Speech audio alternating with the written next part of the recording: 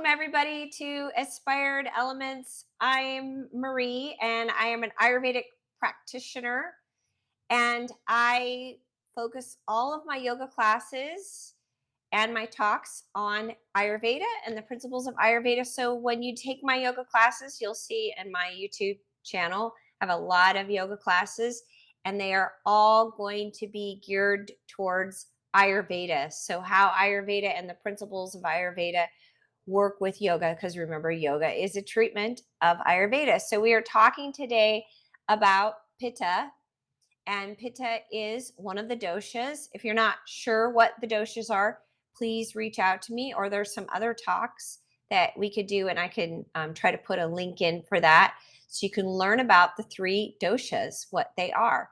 But the reason why we're going to talk about Pitta dosha is because we are moving into Pitta season. And I did a talk last week talking about tons of information about how to change your diet, your lifestyle, that we need to make adjustments for every season.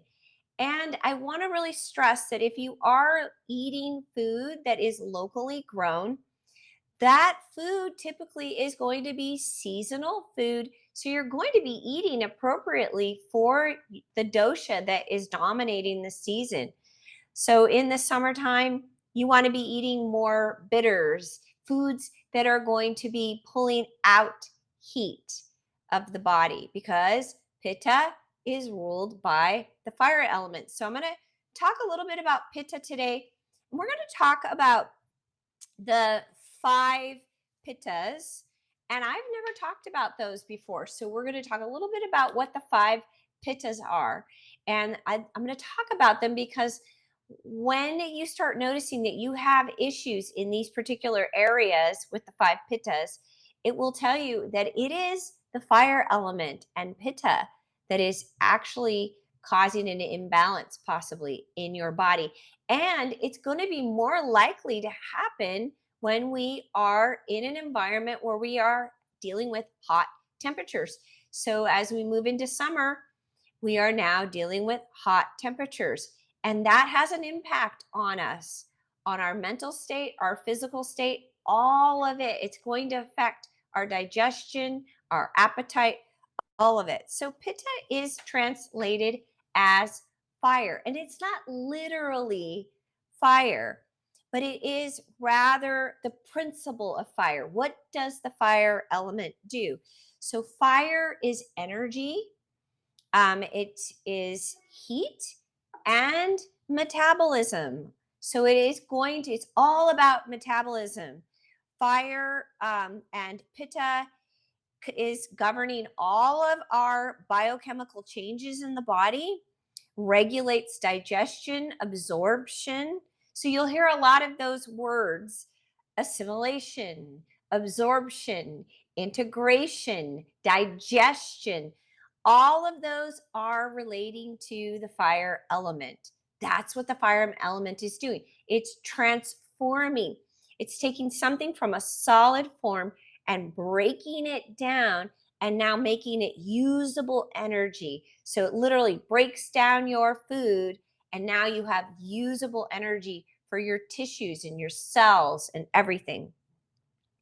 It also regulates your body temperature. So when we are doing movements in Qigong, we do the triple heater. That is all about working with the fire element. You're actually helping regulate body temperature. So if we're looking at Western, or what they call modern biology, Pitta is really all about the enzymes and amino acids, and they play a major role in metabolism. And if we talk about it further, we're talking about regulating body temperature through these chemical transformation of food. So you break down that food, and now your body is able to do everything it needs to do. And it then promotes appetite and vitality. So there is a direct correlation in the fire element to vitality and energy. Just remember, when you're dealing with the fire element, if you have too much exposure to heat, that's going to suck your energy as well. So we got to be really careful. Um, so not only is our food metabolized with the fire element, everything outside of that that needs to be digested, broken down is real or metabolized is really the fire element inside the body. It's pitta. So it is when pitta is in balance, it is actually promoting understanding, intelligence, and it is crucial for learning. So if you've got depletion in the fire element, you're going to have a hard time with learning. And that's why Pitta people tend to be very highly intelligent. They have a lot of fire, so they're on it. You can't pull the wool over somebody who has a lot of fire element going on. They see, they come into a room and they see exactly what's going on. When Pitta or fire element is out of balance, it's going to arouse not only heat symptoms in the body, but also fiery emotions like frustration, anger, hatred, criticism, jealousy. So the pitta, the fire element, is got qualities of heat, hot, sharp, light, oily, liquid, pungent, sour, and then spreading and moving fast. Okay, so these qualities are going to occur most likely in our pitta individuals and then get even more exacerbated when we have hot temperatures. So the fire element is starting to dominate the atmosphere. We are experiencing hot temperatures now. So let's talk a little bit about what the five pittas are. So the five pittas are located in different parts of the body. So the first one is located in the small intestines and the stomach and the colon, and it is all responsible for non-liquid heat like bile and your digestive fire, which we call in Ayurveda your Agni. Okay, this fire transforms our food and it allows for fat to get broken down and it separates and makes things absorbable. So, absorbable nutrients. It's all about digestion, right? Okay, so that's one of the pittas. It's located in the small intestines, the stomach, and the colon. Okay. Now, then the next one is responsible for synthesis of our blood. So if you're having an issue of blood, that's another area where pitta tends to reside. So it's going to reside in the small intestines and then relate to the colon and the stomach, but it's the small intestines that's the main one. The next one is the blood. It's located also in the stomach and the liver and the spleen, and it gives color to the lymph, transforms um, it transforms it into the blood and passes it through the liver and the spleen.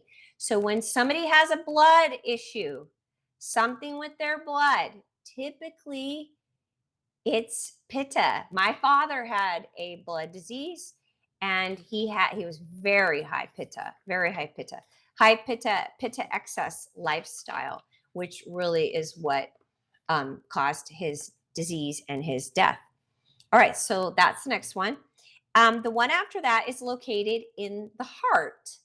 So it helps with performing mental functions such as knowledge, intelligence, motivation, consciousness, and other psychosocial behaviors that maintain rhythmic cardiac contractions. So here's the thing, our heart is a big deal. You hear about heart coherence. That means that your heart's in alignment with your higher self. And heart coherence means you're in a more relaxed state. When you're not in that and you have an excess, it's going to cause like heart palpitations, lots of issues, pressure, over efforting. So we got to be careful with the heart. In Ayurveda, it is believed that these cardiac contractions, they influence all functions of the cerebrum, the limbic system, the hypothalamus, and other central nervous system structures. Also related to neurotransmitters, so synapses, there's heat involved in that, and also including dopamine, serotonin, and norepinephrine. I don't know how to say that very well, but all of those hormones that we are producing that help us to have energy and stay relaxed, and the happy hormones, all of that. It's related in all of them. Okay, the next one is located in the eyes, in the retina specifically, and it governs our sight. So that is another area. The eyes and vision are connected to the fire element. So it makes sense that that's one of the locations of pitta, one of the pittas. So it's located in the eyes and governs sight. It's a neurotransmitter involved in vision, and it is under control of this particular pitta. So it's how pitta moves through the body. All right. The next one resides in the skin, and that's why when you're a pitta person, you can all of a sudden break out into a rash. That's a pitta symptom. That's typically heat. Heat is rising up, and now it's coming out of the skin. So your skin pigmentation, this particular pitta regulates complexion, and it keeps secretions from sweat and sebaceous glands of the skin active. So it's making it so you really have a healthy system for sweating, and also your ability to purify. So pitta people also, when they sweat, they tend to have more smell. And the more pungent the smell, the higher the heat is in the body. They really need to have a pitta reducing diet.